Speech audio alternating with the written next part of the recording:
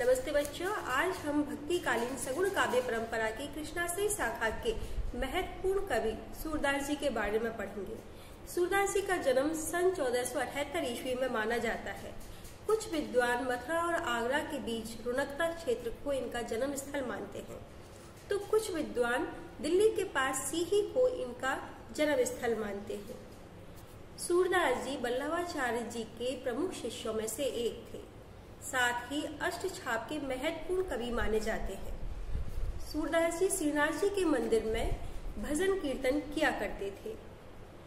वल्लभाचार्य जी से मिलने से पहले सूरदास जी दास्ता और विनय के पद लिखा करते थे, लेकिन महाप्रभु वल्लभाचार्य जी से मिलने के बाद इन्होंने वात्सल्य, श्रृंगार और माधुर्य रस से परिपूर्ण पद लिखना शुरू किया।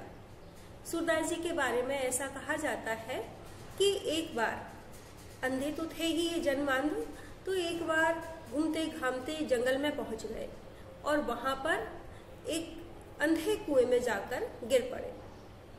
काफी चीखे पुकारे, मदद के लिए आग्रह किया, लेकिन वहां सुनने वाला कोई नहीं था।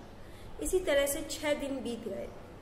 अंत में ये रात दिन कृष्णा कृष्णा पुकारते रहते थे, तो अंत में श्री कृष्ण वहां पर प्रकट हुए और उन्होंने इनका हाथ पकड़ करके इन्हें उस कुएं से बाहर निकाला और श्री कृष्ण ने इन्हें दर्शन भी दिए। श्री कृष्ण जब जानने लगे तो सूरदास जी ने उनका हाथ पकड़ लिया और बोले कि हे प्रभु, मैं तो जन्मांध था, आपने मुझे अनुपम रूप सौंदर्य के दर्शन कराए हैं। अब जिन आंखों से मैंने आपको देखा है, उन आंखों से मैं इस पापी संसार को नहीं देखना चाहता, अतः आप मेरी ज्योति वापस ले लें। कृष्ण ने ऐसा ही किया, लेकिन उन्हें प्रज्ञा चक्षु भेंट किए। उसी के बल पर सूरदास जी वात्सल्य और श्रृंगार के इतने मधुर, इतने मनमोहक पद लिख पाए कि उन्हें हिंदी साहित्य में वात्सल्य और श्रृंगार रस के शिरोमणि के रूप में जाना जाता है।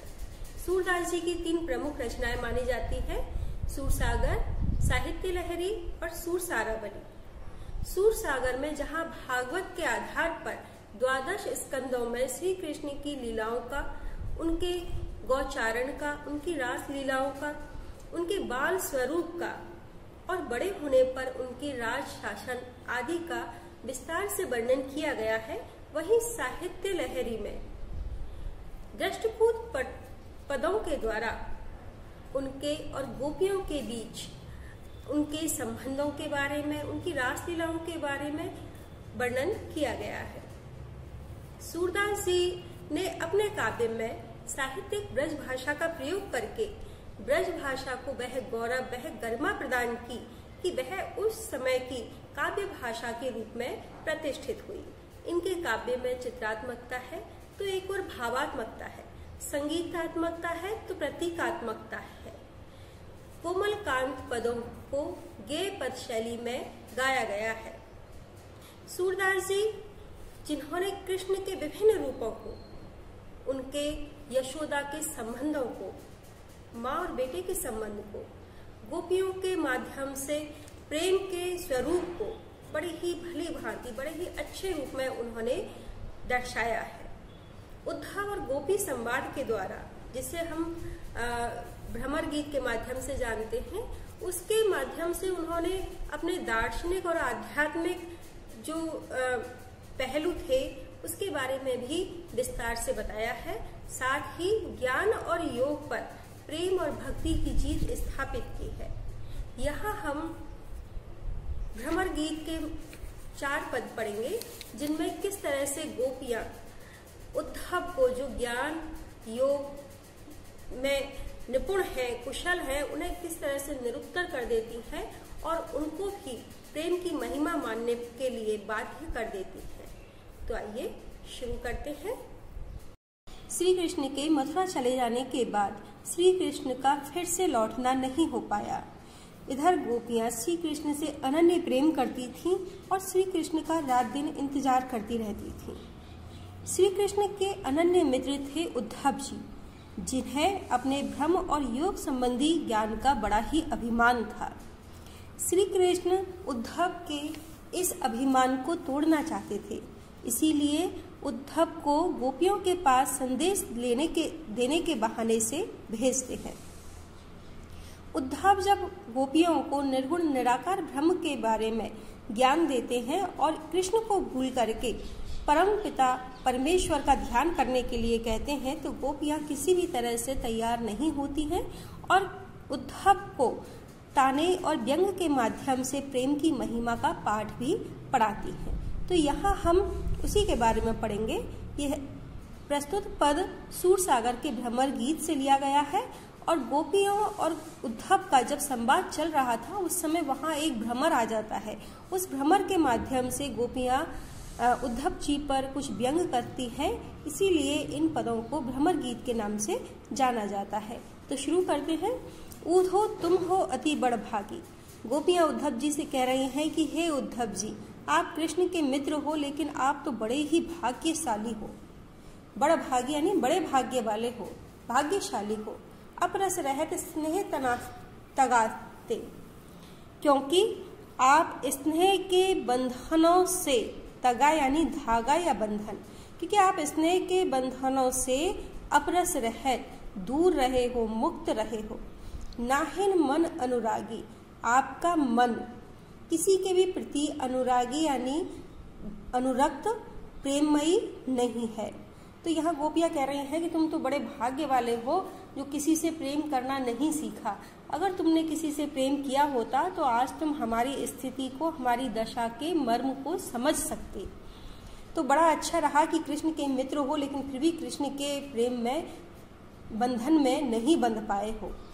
पुरैनी पात रहत जल भीतर, आपकी स्थिति तो ऐसे ही है कि जैसे पुरैनी यानी कमल का, पात यानी पत्ता, रहत जल भीतर, कमल का पत्ता जल के भीतर रहता है।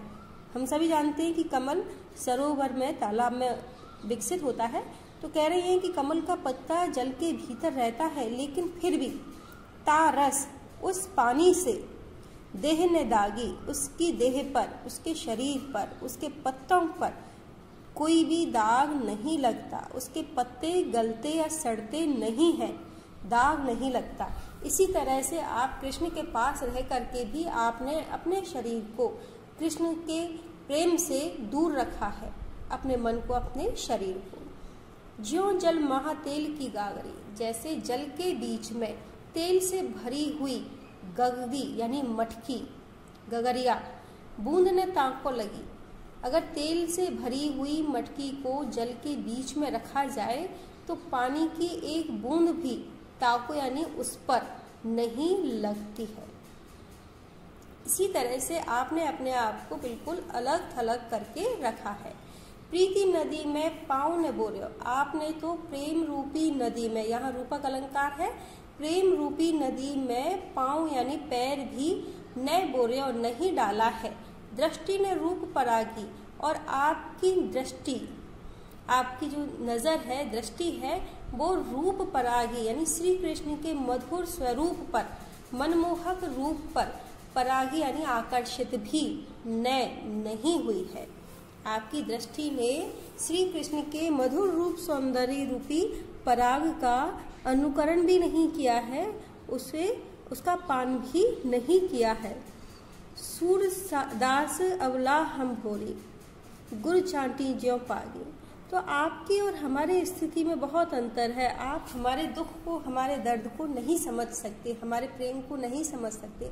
हम अबला हैं, कमजोर हैं, भोली भाली हैं, श्री कृष्ण से प्रेम कर बैठी हैं, उन्हें अपना सर्वस्व न्यौछावर कर बैठी हैं।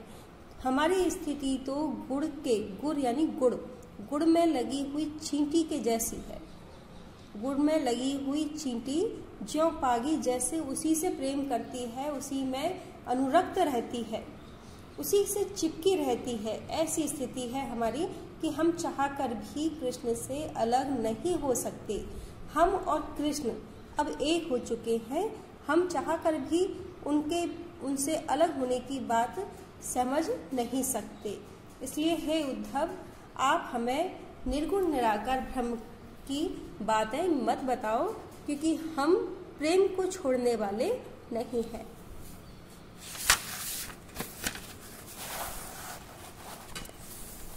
मन की मन ही मांझ रही, कहिए जाई कौन पे ऊधो, ना ही परत कही।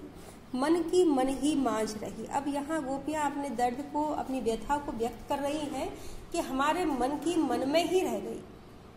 श्री कृष्ण से जो हमने प्रेम किया, श्री कृष्ण से हम कुछ कहना चाहते थे, अपने मन की बात कहना चाहते थे, श्री कृष्ण के साथ रास करना चाहते थे, भ्रमण पे जाना चाहते थे, वो सारी बातें मन की मन में ही रह गईं। कहिए जाए कौन पे ऊधो, हे उद्धव आप ही बताइए अब कौन पे यानी किस पे कही जाए, किस पे कही जाए। अपने मन की व्यथा, अपने प्रेम के जो हम विरह भोग रहे हैं, वियोग का अनुभव कर रहे हैं, उस स्थिति को हम कैसे किसी से कहें। हे उद्धव आप ही बताइए, ना ही परत कही, ये हमसे कही नहीं जाती, ना ही परत कही नहीं जाती। क्योंकि इसे समझने के लिए भी तो प्रेमी हृदय चाहिए। और फिर ये जो मनोयोग है, ये जो हमारी व्यथा है, ये कहने से भी व्यक्त नहीं हो पाएगी, पूरी तरह से अभिव्यक्त नहीं हो पाएगी, क्योंकि इसे तो वही समझ सकता है जिसने प्रेम किया हो। अवधि आधार आस आवंती, श्री कृष्ण के आने की आस, उम्मीद, आशा, श्री कृष्ण के आने की उम्मीद। अवधि आधार, वह अवधि ही तो हमारे जीवन का आधार थी। जब कृष्ण कह के गए थे कि मैं अवश्य आऊँगा, तो वह उस अवधि को गिन गिन करके, उस समय को देख देख करके कृष्ण अब आएंगे, तो उनके आने की जो अवधि थी वही हमारे आधार, जीवन का आधार थी। उनके आने की उम्मीद, उनके आने की उम्मीद में ही तन मन व्यथा सही, हम शारीरिक और मानसिक कष्टों को सहन कर रहे थे। उनके आने की उम्मीद में ही, उनसे मिलने की खातिर हम शारीरिक और मानसिक कष्टों को सहन कर रहे थे। अब इन जोग संदेशनी सुन सुनी, बिरहनी बिरह दही। लेकिन अब जैसा आप बता रहे हो कि आपको कृष्ण ने भेजा है हमें ये योग का संदेश देने के लिए, तो इस रूखे शुष्क योग को, योग के संदेश को सुन सुन करके हम तो और अधिक विरह में जलते जा रहे हैं। दही यानी जल रहे हैं। बिरहनी तो विरह में पहले ही जल रही थी, लेकिन कृष्ण के द्वारा प्रेम भरा संदेश तो नहीं भेजा, बल्कि नीरस और रूखा योग, उन्होंने योग का संदेश भेजा। इसे सुन करके हम तो और भी ज्यादा जलने लग गई हैं। चाहती होती गुहार जितही थे, हे उद्धव अब हमें अपने मन की क्या स्थिति तुम्हें बताएं कि जिधर से हम संरक्षण चाहते थे, गुहार यानी रक्षा के लिए जिधर से हम पुकार कर रहे थे, हम श्री कृष्ण को अपना रक्षक मान बैठे थे, उनके सर्वस्व समर्पित कर चुके थे, तो चाहती होती चाह रहे थे, गुहार जितही थे, जिधर से यानी कृष्ण से हम अपनी रक्षा के लिए पुकार कर रहे थे, गुहार लगा रहे थे। उतते धार बही, उधर से ही यानी कृष्ण की तरफ से ही धार बही यानी ऐसी बाढ़ आई जो हमें बहाकर ले गई। हमारा उद्धार नहीं किया बल्कि हमें बहाकर ले गई। यानी कृष्ण से ही तो हम अपने दुखों पे मरहम लगाना चाह रहे थे, अपने दुखों को दूर करवाना चाह रहे थे, और कृष्ण ही हमारे दुखों का कारण बन गए। कृष्ण ही हमारे मन की बातों को नहीं समझ पाए, उल्टे हमें नीरस योग का संदेश देने लगे, और ऐसा करके उन्होंने हमारे दुखों को बढ़ा दिया है। सूरदास अब धीर धरई क्यों मर्यादा ने लगी। सूरदास कवि कह रहे हैं कि गोपियां कहने लगी कि अब हम धीर धरई क्यों, किस आधार पर धीर धैर्य को धारण करें। अब तक अपने प्राणों को बचाए रखे थे श्री कृष्ण के आने की प्रतीक्षा में, अब कैसे धैर्य धारण करें, अपने मन को कैसे समझाएं।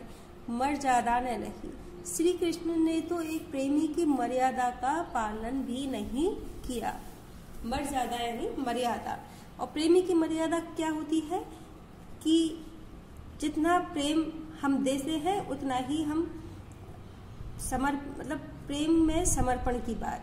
मर्यादा का अर्थ है कि प्रेमी हृदय वह होता है जो प्रेम लेता है तो प्रेम देने की भी बात करता है। तो यहाँ पर गोपियाँ कह रही हैं कि कृष्ण ने अपनी मर्यादा का पालन नहीं किया है, एक प्रेमी की मर्यादा का पालन नहीं किया है, क्योंकि वो केवल प्रेम लेना जानते हैं, प्रेम देना नहीं जानते।